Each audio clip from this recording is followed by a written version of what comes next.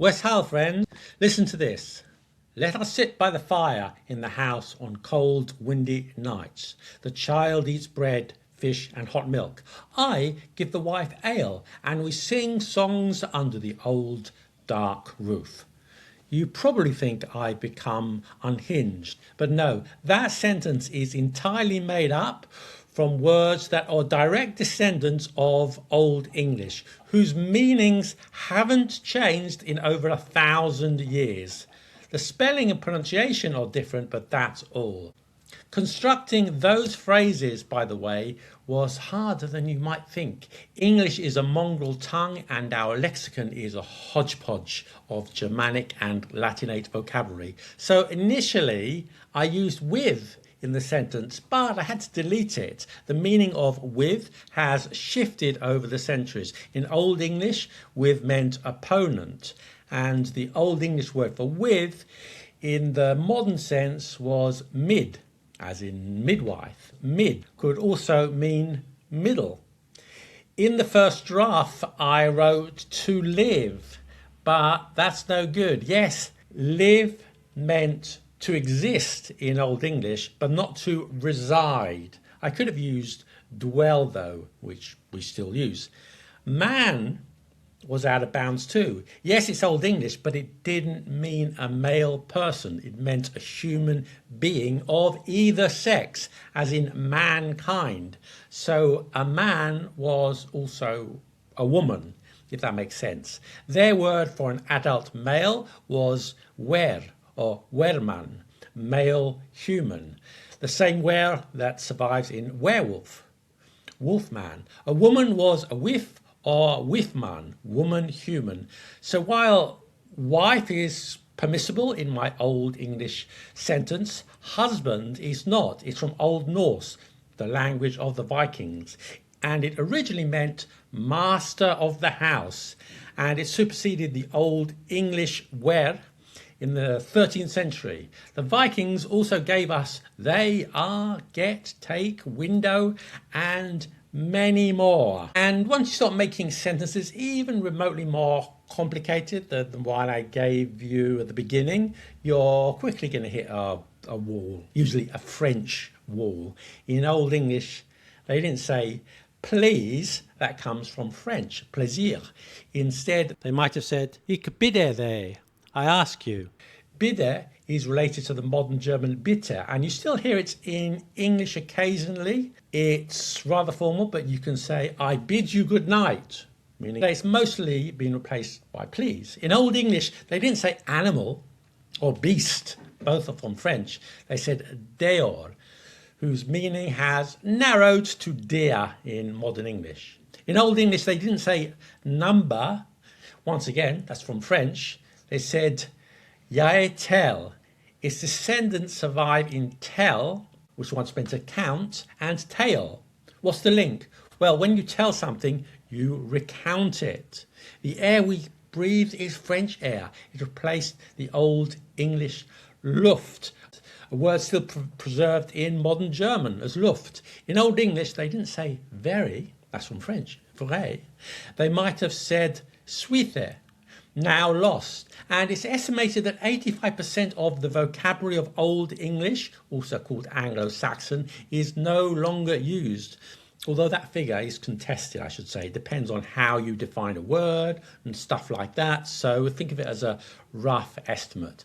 And where did all the words go? And which words do we still use just as we did more than 1,000 years ago? Now, there are even a very few words unchanged for over 1,000 years. Words that carry the same meaning and even have the same spelling as they did in the Anglo-Saxon period. And to find out all this and more, stick around. I promise you it'll be sweeter good. If you've watched any of my videos before, you'll know that I'm not recording from my usual studio. I'm currently traveling through Asia, and I use a hat to protect me from the sun, and to protect myself online, I use NordVPN. Let me tell you why. I like to keep up with the news, but in one country I visited certain news websites from back home were blocked. I switched on NordVPN and everything worked. Even back home, while researching for some of these videos, I sometimes get the infuriating message, this content is not available in your country. When you're traveling and staying in different apartments, hotels, and using Wi-Fi in cafes, you can never be sure that it's safe. NordVPN not only lets you access content from other countries, it also helps keep you safe online by encrypting your internet connection and hiding your location. NordVPN also has a feature called Threat Protection Pro that protects your anonymity and helps guard against malware, phishing scams, and a range of other online threats. Protect yourself today with this exclusive risk-free offer from NordVPN. With Nord's 30-day money-back guarantee, get 4 months extra with the 2-year plan using the code LetThemTalkVPN. Let's start with a brief look at the history. After the Romans abandoned Britain in the 5th century AD, Germanic tribes from the continent, mainly the Anglo-Saxons and Jutes, moved to Britain, and the English in 500 AD would have resembled the Germanic languages of those tribes along the North Sea. But when we see the first writing in English in about 700 AD, it was already quite distinct. Old English was spoken roughly between 500 AD to roughly 1150 AD. That's when most historical linguists say that the Middle English period began. But anyway, during that Old English period, there are several dialects, Anglian, West Saxon, Kentish. So when you talk of Old English, inevitably there's going to be generalizations. And scholars say that about 4,500 Old English words are still in use today in their original form. And that doesn't include derivatives, compounds, and other reimagining of Old English words where the meaning has changed. And I'm not going to dump a long list of words onto you, 4,500 words. Instead, we're going to dip into a few categories and pick out some juicy tidbits of etymological delectation for the word nerds. And if we look at the source languages for modern English, you'll find many lists on the internet. But according to my research, these stats are the most accurate, with 33% are derived from Old English. 41% of modern English words come from French or Old French, and 5% from Old Norse. And the rest of the stats here you can see the figure. I explain why these stats are the most accurate and why Wikipedia stats are the least accurate in my groundbreaking video here for any geeks who want to deep dive into the stats. And I'm definitely a card-carrying geek, an obsessive uber geek, and proud of it, by the way. Much of the core vocabulary in English is from Old English, although not entirely. Some of it is from French and a little bit from Old Norse. So from French, we've already seen please, very, number, animal, but there's also offer, turn, real, problem, push, and many more, as we'll see later. And just focusing on the core vocabulary, that's the top 1,000 content words in English, 47% come from Old English, more than any other language. 38% from French, 9.5% from Latin, and 3.1% from Old Norse. So about 50% of the core content vocabulary is Germanic. So when I said that English is a mongrel language of Germanic and Latinate words, that's precisely correct. When I say continent words, by the way, that means I exclude all the glue words, the prepositions, the conjunctions, and all the stuff that hold the language together, and those are almost entirely Germanic. And in 1066, William the Conqueror and his Norman army invaded England. And for the next 300 years, the language of the elite in England was Norman French. English continued as a spoken language, but almost died out as a written language.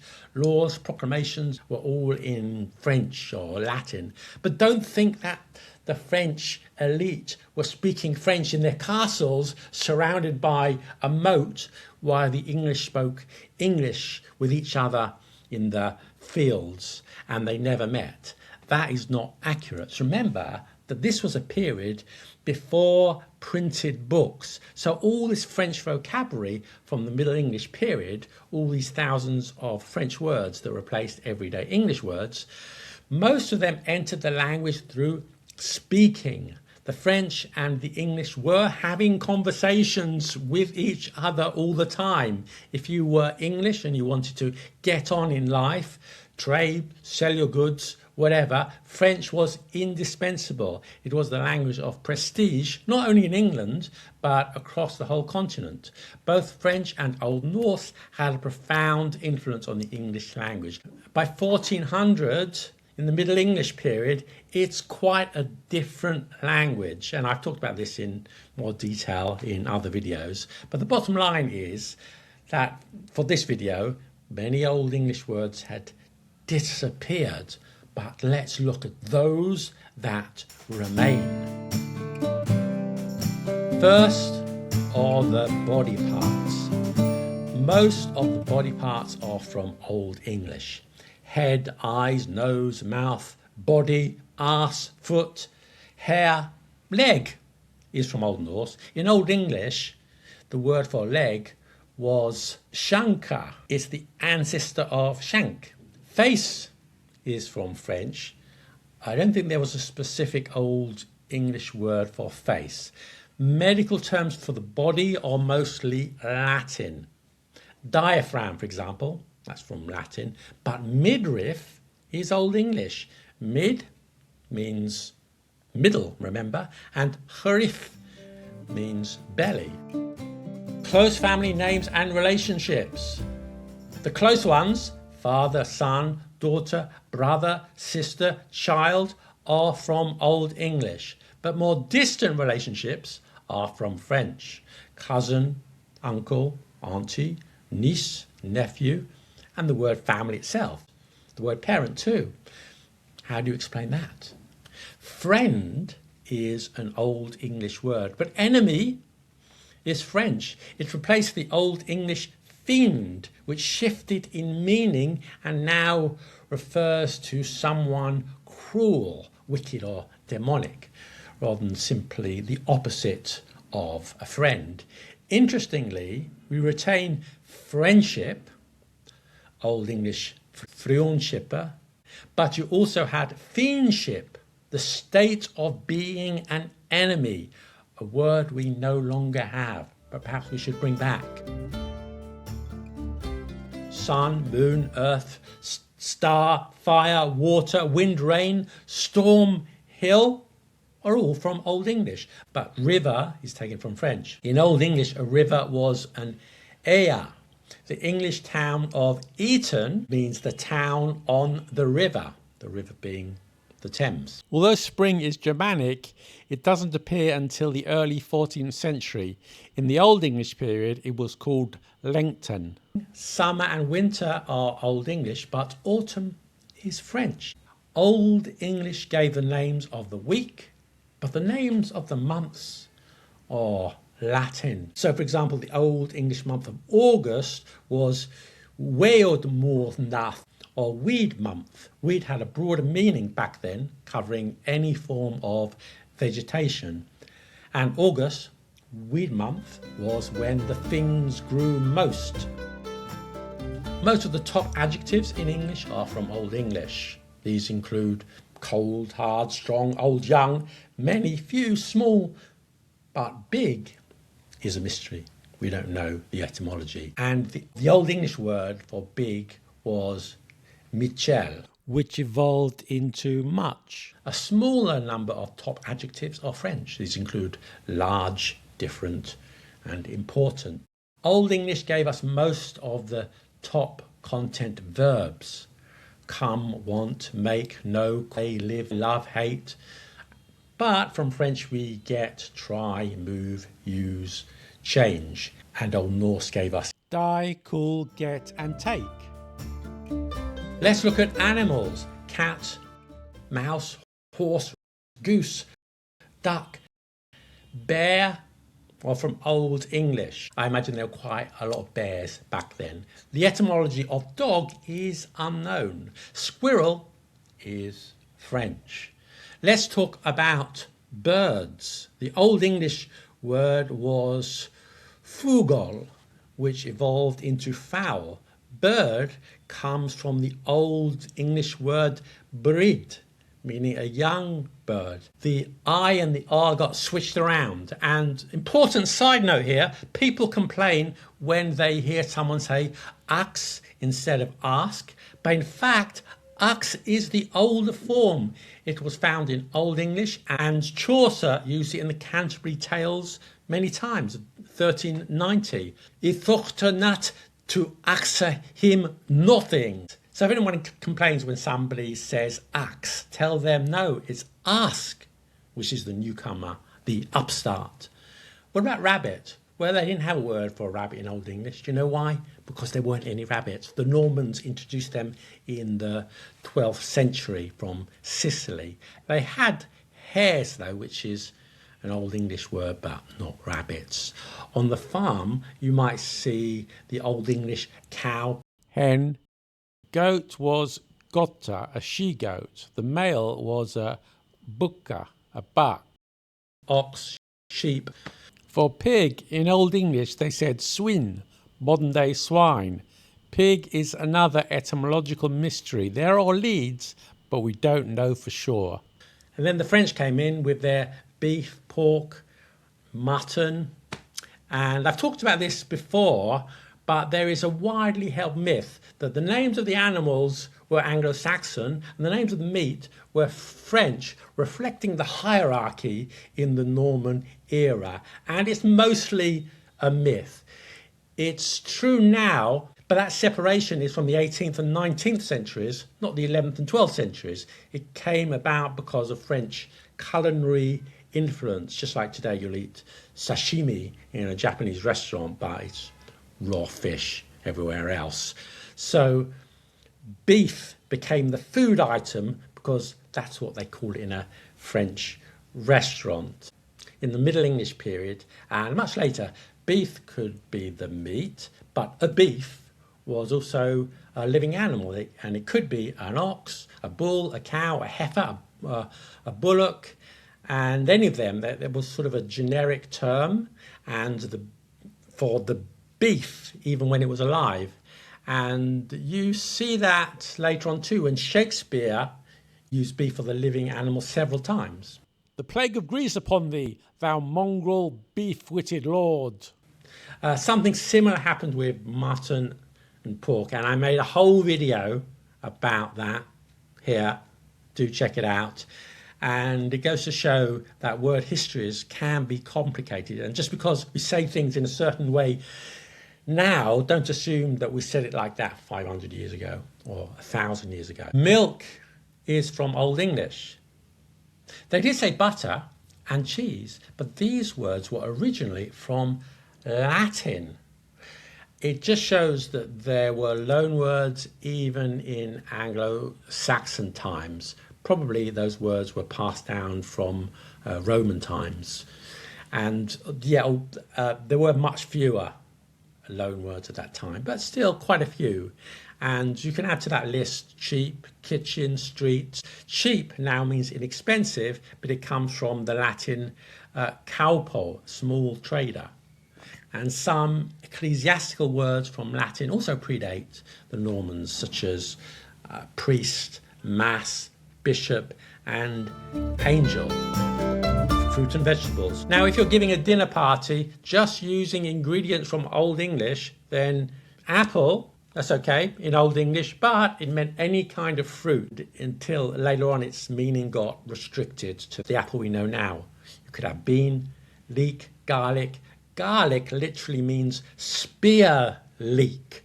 I guess it's because a clove of garlic resembles a spear. Pea in Old English, The singular was peas, plural, peasant. Though they took that ultimately from Latin, in the Middle English period they mistakenly concluded that peas was a plural and the singular must be pea. So they invented that, though it's wrong. Carrot, lettuce, cabbage, onion, many more from French. Cucumber in Old English was earth apple. earth apple. What about potato, tomato, avocado? No, of course not. They come from the New World and weren't available. Sometimes Old English words are hiding in plain sight.